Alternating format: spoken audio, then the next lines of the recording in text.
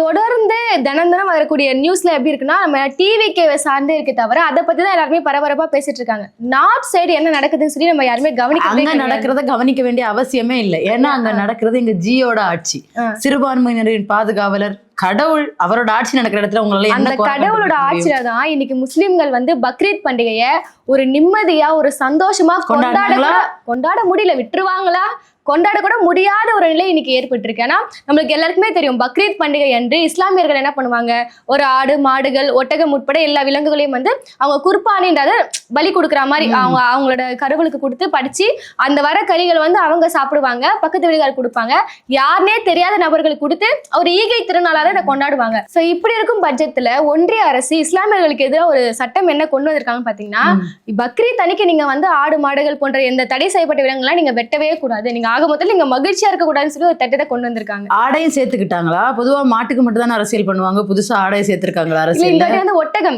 இப்ப வந்து மாடை வந்து கோமாதா அம்மான்னு பேசிட்டு இருந்தாங்க, இப்ப அடுத்ததான் பெரிய அம்மாவை வந்து இங்க ஒட்டகத்தையும் ஜாயின் பண்ணிருக்காங்க. ஆமா, ஒட்டகத்தை நீங்க வெட்டக்கூடாது அப்படின்ற மாதிரி இன்னொரு தடையை போட்டிருக்காங்க. ஏன்னா இப்ப நீங்க மாடையே வெட்டக்கூடாது சொன்னீங்கன்னா அதுக்கு அவங்க ஒரு கதை சொல்லுவாங்க, அது வந்து எங்க இறைவனா நாங்க பாக்குறோம் வெட்டக்கூடாது தெரியல, அதுக்கு காரணம் அவங்க சொல்ல எனக்கு தெரியல, தடை செய்யப்பட்ட விலங்குகள் எல்லாம் சொல்றாங்க. நான் வந்து மாட்டை வெட்டக்கூடாதுன்னு சொல்றது ஒண்ணு என் கடவுள் நம்பிக்கை எல்லாம் கிடையாது. அப்படி பார்த்தா நான் அந்த கடவுளை ஏன் எக்ஸ்போர்ட் பண்ணி சம்பாதிக்க போறேன்? எதுக்காக எக்ஸ்போர்ட் பண்றீங்க? இந்தியா தான் நம்பர் 1 பிளேஸ் இருக்கு மாட்டோட அந்த தோல் உற்பத்தி பொருட்களை எக்ஸ்போர்ட் பண்றது. எதுக்காக எக்ஸ்போர்ட் பண்றீங்க? அங்க போய் உங்க மாடுகளை அப்படி பூஜிச்சு வணங்குவாங்க? நான் கிடையவே கிடையாது. இந்த பொருட்களை தோல் பொருட்களுக்காக தானே எக்ஸ்போர்ட் பண்றீங்க. அப்ப கொலை பண்ண மாட்டாங்களா? அப்ப அது சாகாதா? அப்ப நான் என்ன கேட்கறேன்னா, மாடு ஏன் வெட்டக்கூடாதா? அது எனக்கு வந்து கடவுளுங்கிறதுக்காக இல்ல, நீ சந்தோஷமா இருக்க கூடாது, உன்னோட மத உணர்வை நான் புண்படுத்திட்டே இருப்பேன். ஏன்னா இங்க ஒரு டேர்ம் ஒன்று இருக்குல்ல, முஸ்லிம்ஸ்னா பாகிஸ்தான்காரங்க தீவிரவாதிகள் அப்படின்னு காலங்காலமா ஒரு விஷயம் ஒண்ணு மண்டையில பூத்தப்பட்டிருக்கு.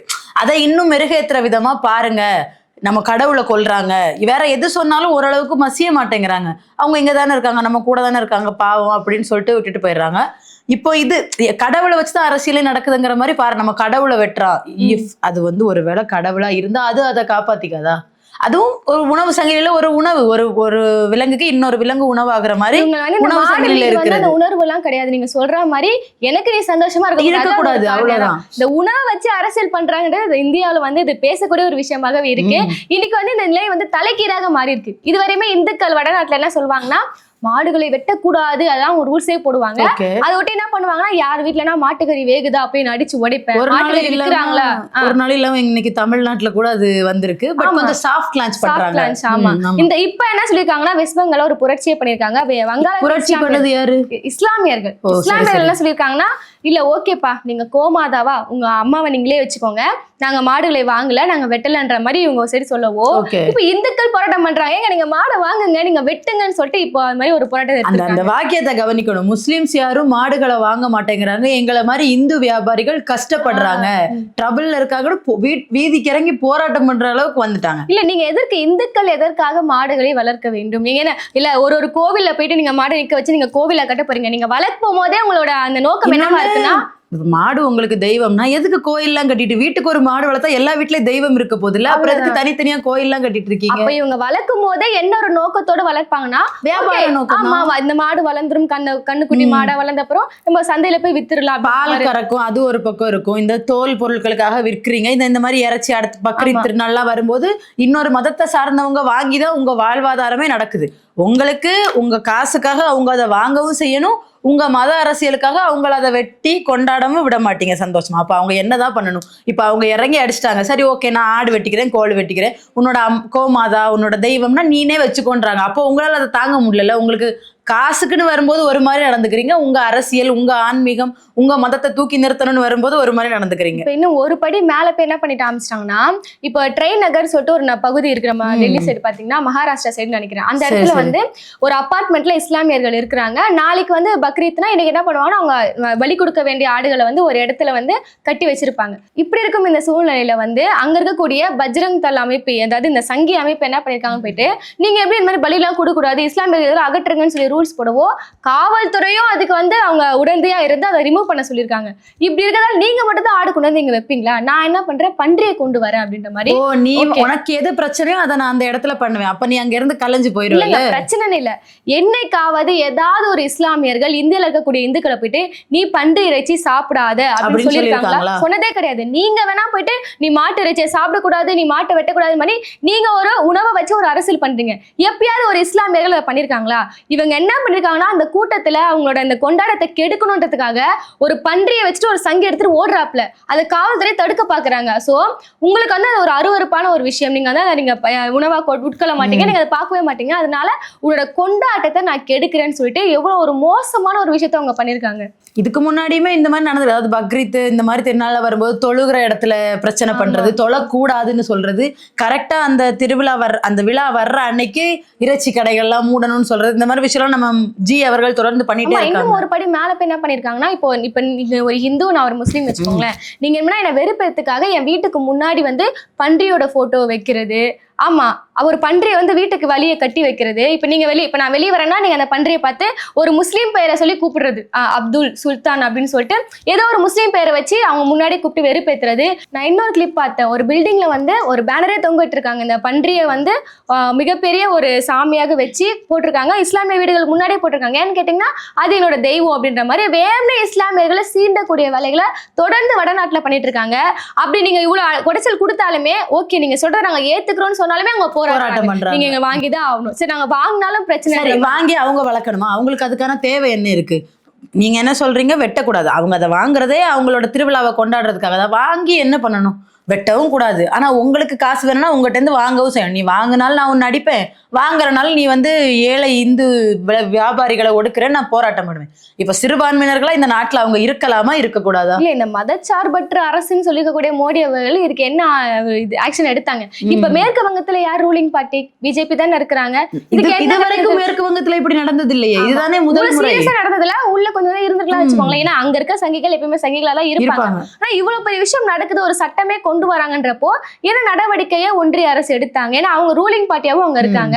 எது மாதிரியான விஷயங்கள் வேணா பிரச்சார மேடைகள்ல வந்து வெஸ்ட் பெங்கால் எலெக்ஷன் வரையும் அவங்க அப்படிதான் சொல்லியிருந்தாங்க, இந்த மாதிரி இவங்க சட்ட ஒழுங்கே சரியில்லை, பெண்களுக்கு பாதுகாப்பு இல்லை, இங்க ஒரு மதச்சார்பற்ற இதுவா இருக்கு. இங்க போட்டு விட்டேதான் அங்கேயும் போடுறோம். அதாவது அவங்க எங்கெல்லாம் ஆளலையோ அந்தந்த மாநிலங்கள் எல்லாம் பெண்கள் பாதுகாப்பு இல்ல, சட்ட ஒழுங்கு சரியில்லை, இந்த மத கலவரங்கள் வருது. அவங்க ஆள்ற மாநிலங்கள்லாம் ரொம்ப அமைதியா அமைதி பூங்காவா இருக்கு. அப்படிதான் நம்பி ஓட்டு போட்டிருக்காங்க. சரி, இப்படி ஒரு சம்பவம் நடக்கும் போது ஒரு அந்த கட்சி தலைவராக ஒன்றிய அரசோட மோடி அவர்கள் என்ன நிலைப்பாட்டு எடுக்கிறாரு? இதுவரைக்கும் அவர் எந்த நிலைப்பாடு எடுத்திருந்தாரு? முஸ்லிம்கள் நம்மளே இது பண்றதுக்காக நிறைய குழந்தைகள் பெத்துக்கிறாங்கோ, நீங்களும் பெத்துக்கோங்க, இதுதான் அவரோட நிலைப்பாடு. ஆக்சுவலா அவங்க சிறுபான்மையினர் எண்ணிக்கையில ஆல்ரெடி குறைவா இருக்காங்க, உங்களால ஒடுக்கப்பட்டுட்டும் இருக்காங்க. இன்னுமே அவங்கள ஒடுக்க ஒவ்வொரு ஆயுதமா நீங்க கையில எடுக்கிறீங்க. இது வரைக்கும் இப்ப நம்ம தமிழ்நாட்டுல நடந்தது பேசி ஆகணும். இது வரைக்கும் தமிழ்நாட்டுல இதுக்கு முன்னாடி ஒரு வாட்டி இந்த மாதிரி மாட்டு இறைச்சி வச்சு பிரச்சனை வந்தப்போ நடு ரோட்ல மாடு வெட்டி சமைச்சு சாப்பிட்ட கதையெல்லாம் இருக்கு. ஆனா இத்தனை வருஷம் இல்லாம இன்னைக்கு தமிழ்நாட்டுல ஆட்சி மாறின உடனே இந்த பக்ரீத்துக்கு மெட்ராஸ் ஹைகோர்ட்ல ஒரு ஆர்டர் வருது. ஹைகோர்ட்ல இருந்து வருதா? சரி, ஓகே. பொது இடங்கள்ல மாடுகளை வெட்ட தடை. இது வரைக்கும் எந்த பொது இடத்துல, அதாவது ஒரு ஆத்தரைஸ்ட் இடமா இருக்கணும், அதாவது ஒரு அங்கீகரிக்கப்பட்ட இடமா தான் இருக்கணும், மத்த இடங்களை நீங்க எங்கேயும் வெட்டக்கூடாதுன்னு சொல்றாங்க. இது வரைக்கும் நான் என்ன கேட்கிறேன், எந்த பொது வெளியில எந்த இடத்துல மாடை வெட்டி மக்களுக்கு அச்சுறுத்தல் ஏற்படுத்துற மாதிரி அவங்க நடந்துக்கிட்டாங்க? ரெண்டாவது கேள்வி, அங்கீகரிக்கப்பட்ட இடத்துலதான் கோழியும் ஆடும் வெட்டுறாங்களா? அது ஏன் மாட்டுக்கு மட்டும்? இன்னொன்னு நான் என்ன கேட்கிறேன், அது ஏன் இஸ்லாமியர்களுக்கு மட்டும் கேட்கிறேன்? ஏன்னா நம்ம எல்லாருமே பார்த்திருப்போம், இப்ப ஏதாவது கோவில் பண்டிகையா இருக்கட்டும், எல்லா இந்துக்களும் வந்து இந்த கடா வெட்டி பிரியாணி எல்லாம் வைப்பாங்க. அவங்க வந்து கவர்மெண்ட் கிட்ட பர்மிஷன் கேட்டு நான் இந்த இடத்துல வெட்டேன்னு சொல்லி வெட்டிருப்பாங்க. எதுவுமே கிடையாது. இல்ல ஒரு கல்யாண ஃபங்க்ஷன் நடந்தாலும் இல்ல ஏதோ ஒரு எந்த ஃபங்க்ஷன்னாலுமே அவங்க கடா வெட்டி சாமிக்கு வந்து படையில படிப்பாங்க. அப்ப இந்த ரூல்ஸ் எல்லாமே வந்து இஸ்லாமியர்களுக்கு மட்டும்தான், இந்துக்களுக்கு இல்லைன்றது ரொம்ப ஒரு கேள்விக்குறியான ஒரு விஷயமா இருக்கு. இந்த தீர்ப்பு கொடுத்தது யாருன்னு நான் சொல்றேன், தெரிஞ்சுப்பீங்க என்ன மாதிரி தீர்ப்புன்னு சொல்லி. ஜி.ஆர். சுவாமிநாதன் அவர்தான் இந்த தீர்ப்பு. எவ்வளவு மகத்தான ஒரு நீதிமான் அவர் கொடுக்கிற தீர்ப்புகள் எல்லாமே எப்பவுமே வரலாற்று சிறப்புமிக்க தீர்ப்புகளா இருக்கும். இதுவரைக்கும் கொடுத்த தீர்ப்பெல்லாம் வரலாறுல எழுதியாச்சு. திருப்பரங்குன்றம் அதுல கொடுத்த தீர்ப்புலாம் பாத்தீங்களா, அதுவும் கரெக்டாக இஸ்லாமியர்களுக்கு எதிரான ஒரு தீர்ப்பு தாங்க. தீபம் ஏத்தணும், காலங்காலமா ஒரு இடத்துல தீபம் ஏத்திட்டு வராங்க, அதெல்லாம் வேணாம், இஸ்லாமியர்களுக்கு எதிராக அங்க சமாதி இருக்குன்னா அங்க போய் அங்கதான் நீங்க ஏத்தணும்னு சொல்லி உத்தரவு போட்டு. கேட்டா அவர் சங்கி இல்ல ப்ரோ, அவர் நீதிமான். அவர் தெரியாம கொடுப்பாரா? ஏன்னா நீதிமன்றங்கள் எல்லாம் சங்கரமடமா தான் இருக்கு, அதை சொன்னா அவங்க ஒத்துக்க மாட்டாங்க. இப்போ இவர் கொடுத்த தீர்ப்பு வரலாறுல பொன்னெழுத்துக்களால பொறிக்கப்படும். ஆனா தமிழ்நாட்டுல இந்த ஆர்டர் வந்தது இன்னும் வந்து அவர் கண்ணுக்கு போயிருக்காது. எவரு கண்ணுக்கு ஒருவேளை போயிருந்தா இல்ல என்ன தேடுறீங்க நீங்க? ஏங்க எங்க முதலமைச்சர் ரொம்ப பிஸியா இருந்தாருன்னா இந்த மாதிரி பிரச்சனைகளுக்கு ஒரு ட்வீட்டாவது போடுவாரு. இருங்க நான் கண்டுபிடிச்சு தரேன் உங்களுக்கு.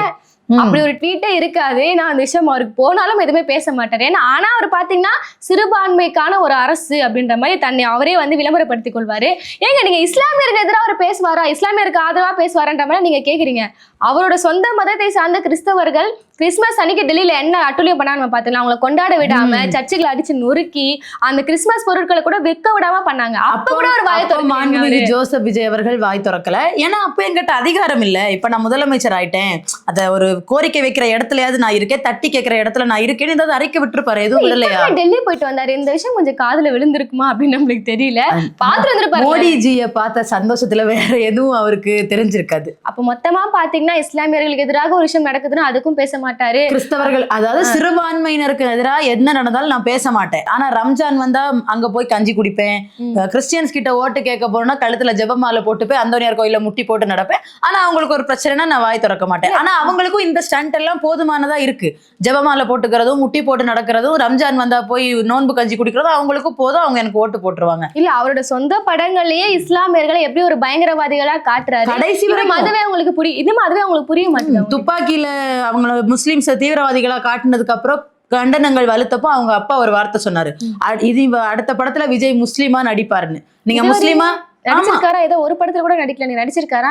முஸ்லீமா நடிக்க வேணாம். உங்களுக்கு அதுக்கான கதைக்களம் அமையாம இருக்கலாம், என்ன பிரச்சனையா வேணா இருக்கலாம். அதுக்கு பிறகு நீங்க முஸ்லிம்ஸ் தீவிரவாதிகளா காட்டாம இருந்திருக்கலாம். கடைசியா ஒரு படம் வந்தது லீக் ஆச்சு, அந்த படத்துல கூட முஸ்லிம்ஸ் என்னவா காட்டியிருந்தாரு சொல்லப்படுது. நம்ம யாரும் செய்திகள் காதுல விழுந்துச்சு. அதுல என்னவா காட்டியிருக்காரு? அதுல முன்னால ஒரு ஆகச்சிறந்த ஒரு படம் வந்துச்சு பீஸ்ட். அந்த படத்துல முஸ்லீம்களை என்னவா காட்டியிருக்காரு? ஆக மொத்தத்துல முஸ்லீம்கள் பத்தின உங்களோட பார்வை எப்படி இருக்கு? இவரோட ஃபேன்ஸ் கூட ஒரு முஸ்லீம் பொண்ணு கமெண்ட், ஒரு முஸ்லீம் பொண்ணு இவங்களை கொஸ்டின் பண்ணாலோ இல்ல இவங்களை எதிர்த்து கேள்வி கேட்டாலோ பாகிஸ்தானுக்கு போங்கிறது, நீ முஸ்லீம் தானே நீ இப்படிதான் இருப்பேன் ஸ்டீரியோ டைப் பண்றது, இந்த மாதிரி வேலைகள்லாம் தலைவன் எவ்வளியோ தொண்டன் அவ்வளியா பண்ணிட்டு இருக்காங்க. ஆனா இப்ப என்னன்னா, இப்ப தமிழகத்துல அங்க நடக்கக்கூடிய இஸ்லாமியருக்கு எதிரான வன்முறைகளை அவங்க டைரக்டா பண்ணிட்டு இருக்காங்க. கேட்டாங்க யாருமே இல்லை. ஏன்னா அங்க அதிகமாக வந்து இந்த இந்து கட்சி போன்ற நிறைய அந்த அமைப்புகள்லாம் இல்ல, அவங்க மத அரசியல் அவங்க மண்டையில ஊறி போயிருக்கு. இன்னொரு முக்கியமான காரணம் நார்த்ல கொஸ்டின் பண்ணாம இருக்கிறதுக்கு, தமிழ்நாடு கிட்டத்தட்ட ஒரு சமத்துவ பூமியா தான் இருக்கு. இங்க ஜாதி கலவரங்கள் இருக்கு தென் மாவட்டங்கள்ல. ஆனா அதை தாண்டி ஹிந்து கிறிஸ்டியன் முஸ்லீம்ங்கிற மத பிரிவினைகள் பெரும்பாலும் இல்லை. அப்ப அதைத்தான் அங்க விதைக்கணும் அப்படின்னு நினைச்சிட்டு இப்ப எடுத்த உடனே பாரு அவன் மாடை வெட்டுறான்னா நமக்கு ஒரு மேட்டராவே தெரியாது. ஏன்னா நானே பீஃப் பிரியாணி சாப்பிடுவேங்கிறது, வெட்டினா பிரியாணி செஞ்சு எனக்கும் தான் கொடுப்பான் அப்படின்னு நமக்கு ஒரு மென்டாலிட்டி இருக்கும். பொது வெளியில அப்படிங்கிற ஒரு வார்த்தையை மென்ஷன் பண்ணும்போது அதை நியாயப்படுத்துவாங்க. கரெக்ட் தானே, பப்ளிக் பிளேஸ்ல வெட்டக்கூடாது தானே அப்படின்னு ஒரு மென்டாலிட்டி. யாருங்க நீங்க ஒரு வீடியோ எடுத்து காட்டுங்க, வேணும்னே வம்படியா வந்து ஒரு ஹாஸ்பிட்டலுக்கு எதிராக இல்ல ஒரு பஸ் ஸ்டாண்டுக்கு எதிராக இப்படி ஏதாவது ஒரு இஸ்லாமியர்கள் வெட்டியிருக்காங்களா? கண்டிப்பா இந்த கேஸ் போட்டது யாரு? தமிழகத்து சார்பாக பாத்தீங்கன்னா இந்து கட்சி முன்னணியோட இளைஞர் அடி அவரு தான் வந்து இந்த கேஸை போட்டிருக்காரு. அதை எடுத்துக்கிட்டு நம்ம சுவாமிநாதன் அவர்கள் இது மாதிரியான ஒரு தீர்வை கொடுத்திருக்காரு. இப்ப பாத்தீங்கன்னா தமிழகத்துல இந்த மாதிரி அமைப்புகள்ல இருந்து போற கேஸுக்கு மட்டும் உடனடியா தீர்வு வழங்கணுங்கிற அவங்களுக்கு சாதகமாக அப்பதான் அவங்க வந்து பிரெயின் அதிகமா யூஸ் பண்ணி நடுநிலை தன்மையாக எல்லாருக்குமே நியாயம் கிடைக்கணும் அப்படின்ற மாதிரி தீர்ப்புகளை கொடுப்பாங்க. இப்போதைக்கு தமிழகத்தை பொறுத்த வரையுமே இது வந்து ஒரு சாஃப்ட் லான்ச் தான் பண்ணிருக்காங்க. இன்னும் போக போக என்ன மாதிரி விஷயங்களா கொண்டு வர போறாங்கன்னே தெரியல. இன்னும் வருங்காலத்துல நடக்கக்கூடிய அபாயம் இருக்கு. யாருமே மாட்டு இறைச்சி கடை வச்சிருக்க கூடாது. இப்ப என்ன பண்ணிருக்காங்க பாத்தீங்கன்னா, இந்த மாதிரி வழிபட தலங்கள் பக்கத்துல எல்லாம் வந்து நீங்க மாட்டு இறைச்சி விற்க கூடாது, இறைச்சி கடையில இருக்க கூடாதுன்ற அளவுக்கு பேசிட்டு இருக்காங்க. இனி வரும் காலங்களில் பீஃப் தமிழகத்தில் தடை. ஏன்னா இப்ப இந்த பிரச்சனை அவங்க டிஜிட்டலா ஆரம்பிச்சிருக்காங்க. இந்த தீர்ப்பு வந்திருக்கு, இப்படி ஒரு சட்டம் போட்டிருக்காங்கன்றது இன்ஸ்டாகிராம்ல ஒரு போஸ்டா வருதுன்னா அதுக்கு கீழே நான் ஸ்டீரியோ டைப் பண்ணல. இப்ப எந்த மதத்தை சார்ந்தவங்களா இருந்தாலும் நீ என்ன எப்படி ஒடுக்கலாம் அப்படிங்கிற ஒரு கோபம் வரும்போது ஏதாவது ஒரு கேள்வியை வைப்பான். கோபத்தை தானே அவங்க நியாயத்தை ஏதாவது சொல்லி புரிய வைக்கணுங்கிற ஆதங்கத்துல ஒரு கமெண்ட் போடுவான். அதுக்கு கீழே மாற்று மதத்தை சார்ந்தவர் இன்னொரு கமெண்ட் போடுவார். அப்ப விர்ச்சுவலா ஆரம்பிக்கிற இந்த சண்டை தமிழ்நாட்டுல நாளைக்கோ இல்ல அடுத்த வருஷம் பக்ரீத்துக்கோ அதுக்கு அடுத்த வருஷம் பக்ரீத்துக்கோ மத கலவரமா மாறாது. ஏன்னா பிஜேபி எப்பவுமே பிளான் பண்ணி வேலை செய்வாங்க. அவங்களால உள்ள போக முடியாத இடத்துல ஒரு செட் ஆஃப் ஆட்களை வெளியே எடுத்து அப்படி வேலை செய்யற ஆட்கள் அவங்க அந்த விஷயத்துல தெளிவா இருப்பாங்க. இங்கேயும் அதைத்தான் பண்ண நினைக்கிறாங்க. ஆனா இதை பண்றதுக்கு எங்களது முதலமைச்சர் சிறுபான்மையினர் நலன் காக்கும் முதலமைச்சர் கண்டிப்பா விட மாட்டார். 5 வருஷம் கழிச்சு ஒரு ட்வீட் போடுவாரு. நம்ம அந்த நம்பிக்கையில இருப்போம். நம்ம எல்லாருமே அந்த ஒரு எண்ணத்துல இருக்கும். இன்னைக்கு பக்ரீத்னா போற நம்ம முஸ்லீம் ஃப்ரெண்ட்ஸ்க்கு எங்கடா பிரியாணி அப்படிதான் இருக்கும். இங்க அவ்வளவு சமத்துவமா இதுவரையுமே இருக்கு. இப்போ இங்க ஒரு இந்து பண்டிகை நடந்தா இஸ்லாமியர்கள் சேர்ந்து தேர் இழுப்பாங்க. அப்படிப்பட்ட ஒரு மண் இது. அதைத்தான் குலைக்கணும். அது எப்படி நாங்க நார்த்ல இப்படி இருக்கோம், நீங்க மட்டும் ஏன் ஒற்றுமையா இருக்கீங்க, எங்க கண்ணுக்கு உருத்துமா இல்லையா? அதாவது திருப்பரங்குன்றத்துல ஆரம்பிச்சிருக்கோம், அதை சீக்கிரம் அயோத்தியா மாத்துவோம்னு சொல்லியிருக்கோம். தீபம் ஏத்துறதுக்கு தீர்ப்பு வந்திருக்கு, தீர்ப்பு வரும். இதுல வேற ட்விட்டர்ல ஆல்ரெடி சொல்லிட்டே இருக்காங்க, இப்ப நடக்கிறது எங்க ஆட்சி, நாங்க சொல்ற இடத்துலதான் தீபம் ஏத்துவோம் அப்படிங்கிற மாதிரி பேசிட்டு இருக்காங்க. நிர்மல்குமார் தான் நாங்க வச்சிருக்காங்க. அப்புறம் இல்ல இதுக்கு முன்னாடி, அதாவது மாண்புமிகு தமிழக முதல்வர் ஜோசப் விஜய் அவர்கள் ஆட்சி பொறுப்பு ஏறுறதுக்கு முன்னாலேயுமே அந்த திருப்பரங்குன்றம் விஷயத்துல எல்லா கட்சிகளுமே ஏதாவது ஒரு ஸ்டாண்ட் எடுத்தாங்க. ஈவன் எடப்பாடி பழனிசாமியார் தீபம் ஏத்தலாங்கிற ஸ்டாண்டாவது எடுத்தாரு. இப்ப முதல்வராக இருக்கிற விஜய் எந்த ஸ்டாண்டும் எடுக்கல. ஒரு சேஃப் ஜோனே இருக்காரு, என்ன சொல்றதுன்னே தெரியாது. சேஃப் ஜோன் இல்ல, எனக்கு பேச தெரியல, என்ன விட்டுருங்கன்ற ஜோன் இல்ல. பேசினா மாட்டிப்போம். நம்ம வந்து அவருக்கு பேச தெரியல, நம்ம அசால்ட்டா நினைச்சிரும். இது பேசினா இப்படி போயிடும், மேல் இடத்துல நம்மளுக்கு வந்து ஆர்டர் வரும்ன்றதுக்காக ஒரு சேஃப் ஜோனே இருக்கு. அப்ப உத்தரவுக்காக காத்திருக்காரு. ஆமா, அப்படி கூட கொஞ்ச நாள்ல பாருங்க இந்த மாதிரி ஆர்டர் எல்லாம் போட்டாங்கன்னா நீதிமன்றத்தோட ஆணையங்களை நாங்க ரிக்வெஸ்ட் பண்ணோம், அவங்க கேட்கல, அதான் நாங்க இந்த சட்டத்துக்கு சைன் போட்டோம். ஆனா இது வந்து சிரிக்கிறத தாண்டி நம்மளுக்கு மனசு கஷ்டமா இருக்கு. ஏன்னா ஒரு பண்டைனால இப்ப நீங்க இந்து பண்டிகை எல்லாம் எடுத்தீங்கன்னா நிறைய பண்டிகை வரும் ஒரு வருஷத்துக்கு. அது கூட இந்த விநாயகர் சதுர்த்தின்னு ஒண்ணு கொண்டாடுவாங்க. வடக்கு பக்கத்துல பாத்தீங்கன்னா இல்ல, இவங்க எடுத்துட்டு போகணும், ஆறு இங்கதான் இருக்கும் கொண்டு போற இடம், ஆனா நாங்க இப்படி போக மாட்டோம். இஸ்லாமியர்கள் இருக்க தெரு வழியா சுத்தி போய் ஒரு மத கலவரம் பண்ணி அவங்கள அடிச்சு அவங்க கூட சண்டை போடுறது எங்களுக்கு நிம்மதியா இருக்கும். கேட்க கூட மாட்டாங்க. அவங்க இப்படிதான் அவங்க பழகி போயிருப்பாங்க. என்ன பண்ணுவாங்கன்னா அந்த வேணும்னே மசூதிகள் இருக்கும், அந்த இடத்துல வந்து குங்கத்தை எடுத்து அப்படி வீசுறது, அந்த இடத்த குங்குமமயமாக்குறது, இது தவறான ஒரு விஷயம். ஏன்னா ஓரளவுக்கு தான் எல்லா மதத்திலும் பொறுப்பாங்க. இந்த மாதிரி தொடர்ந்து எல்லா வழியிலும் செஞ்சுட்டு வராங்க. ஏன்னா இந்த நான் சொன்ன மாதிரி முஸ்லிம்களுக்கு வந்து ஒரு குறிப்பிட்ட பண்டிகைகள்லாம் இருக்கு. எவ்வளவு ஏழையாகவே இருந்தாலும் அந்த பண்டிகை சமயத்துல ஒரு நல்ல உடை போட்டுக்கிறதோ, நல்லா சாப்பிடுறதோ, ஒரு சந்தோஷமா இருப்பாங்க. நீ அதை கூட பண்ணக்கூடாது என்னோட நாட்டுலன்றது ரொம்பவே தவறான ஒரு விஷயம். இன்னைக்கு இஸ்லாமியர்களுக்கு எதிராக இவ்வளவு பெரிய வன்முறைகள் தொடர்ந்து நடந்துட்டு இருக்கு. பொறுத்திருந்து பார்ப்போம், இன்னும் எது மாதிரியான அடக்குமுறைகளா இஸ்லாமியர்கள் மீது வந்து கொடுக்க போறாங்கன்னு சொல்லி பொறுத்திருந்து தான் பார்க்கணும்.